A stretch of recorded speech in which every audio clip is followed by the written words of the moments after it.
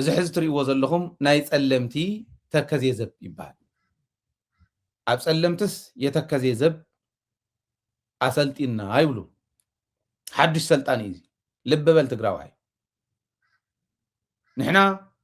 ጸለምቲ መሬትና ሃውና ክንብል ከለና መሬትኩም ይግባአኩምን ኢሎም ጸለምቲ ካብ ጸለምቲ ክመልሱና ከለዉ ናልባሽ ከምኡ ኢሉ ክጸንሕ ድየ ይጸንሕ እንዳዓንተ ወይ ዝበልኩኹም እዩ ግን ሰራዊት የስልጥነልካ ኣሎ ኣብዚ ዝኒሄ ናይ ጸለምቲ ተከዜ ዘብ ኣብ ምዕራብ ትግራይ ተከዜ ዘብ ዝበሃል ኣሎ ማለት ብዙሕ ሰብ ዘለዎ ጸለምቲ ከዓ ስልጢኖም እኒአው ከምዛ ትርእይዋ ዘለኹም ሕዚ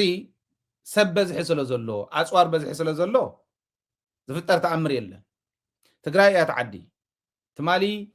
ኣብቲ ዝሓለፈ 17 ዓመት ዕጥቃዊ ቃልሲ ደርጊ ብኣፍሪካ ቀዳማይ ነይሩ በፅዋር ብኣፍሪካ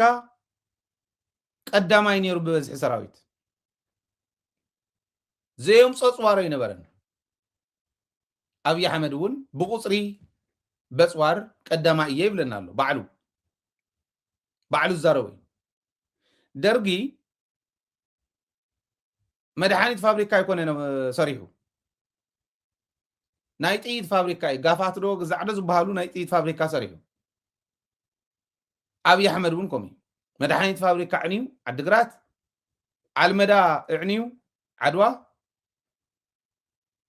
ካልኦት ትካላትና እውን ዕንዩ ኣብይ ኣሕመድ ዝናይ ሕዚ ደርጊ እውን ናይ ጥይት ፋብሪካ ኣብ ኣምቦ ኣብ ሰሜን ሸዋ ሶሪ ኣብ ምዕራብ ሸዋ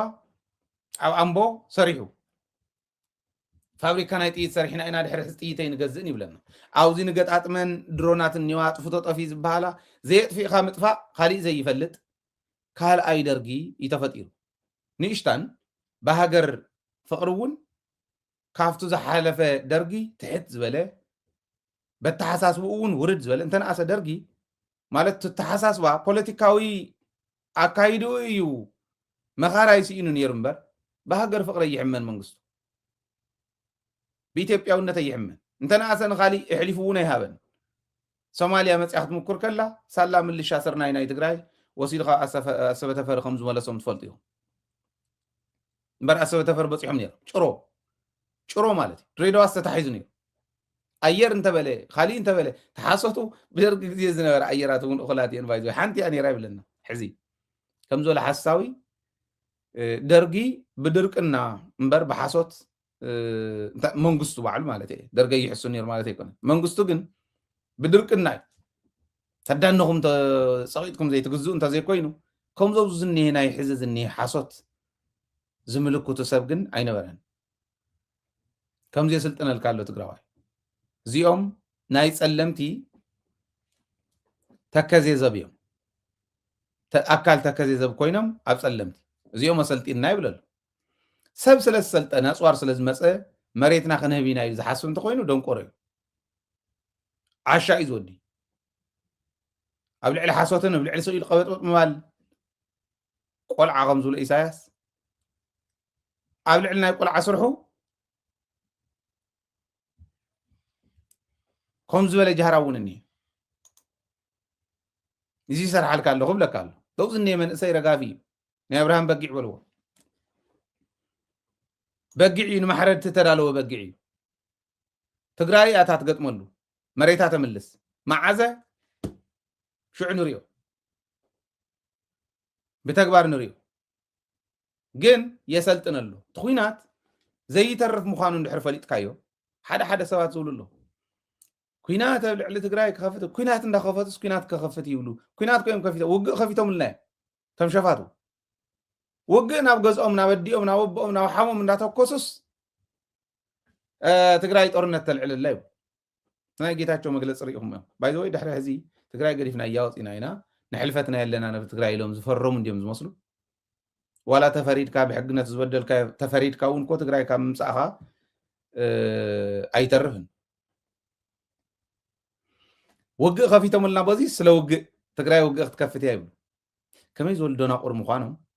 كميز ولا إيجو كميز ولا هلخينا وقتيوم يجرمني بزخونة أزيو يفريل كارلو جن سلازة فريا جن قمنا جرديو أنت الكومني قمنا جري يكونن لمن تعال نعبنت كبر شلوكو زملتو كافت ما سلت أنيا زملتو 136 ململ وتدرات نافان نتحوسه كتصاري نتدليو زي بتخكل زصارنا يوم خانو نختفلطو كتصاري نتدليو تيدروس إزنا بزبهالي متحوسو 190 كور 77 كفلة طور نابزي أتحوسهم له حدش تململات يوم حدش سلطنتي أبرشلو قص سلطنو 136 ململ وتدرات نافانو تحوسهم له حزي تمام سلمتي ناي سلمت تكز زبيلو ز سلطنهم زلونا بناي غوندر فانو محواسهم يترف تكز زبهال زلو معراب تግራይ እውን زيري فلطلو حزبرت እንዳሸጠ ይኸደሉ بزحز سلازة سلطنة ناي لوجيستيكس قداي حتى خون انت زي كوينو معاد كسارة خسر قلب خسر كلاشن خسر تخلاشن ونداشت قوة يخد له 4 بس يحل حز 4 شحيا خلاشن مصمولو عتكا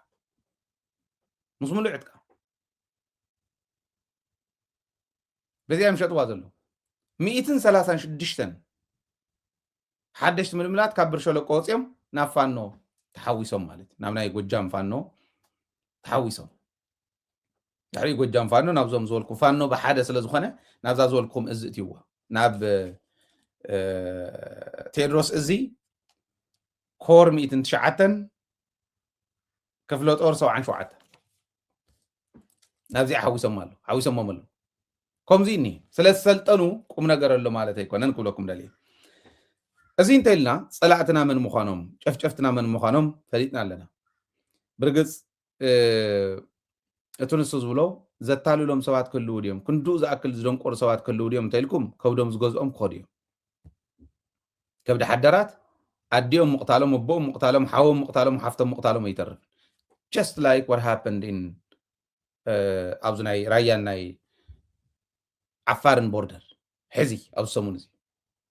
جاكانو مناسي مراح تريقهم ميقوم موغس فراون كندحاون تمالو مصيوم زحلفو ملختي مناسي نيو مراحتي جاكانو عدوم مريحهم هزوم التحابيرهم صلاه مكيتهم دخلوا هزوون قليل هزب يكونن هزب راياي هزب وجراتي هزب اندرتايو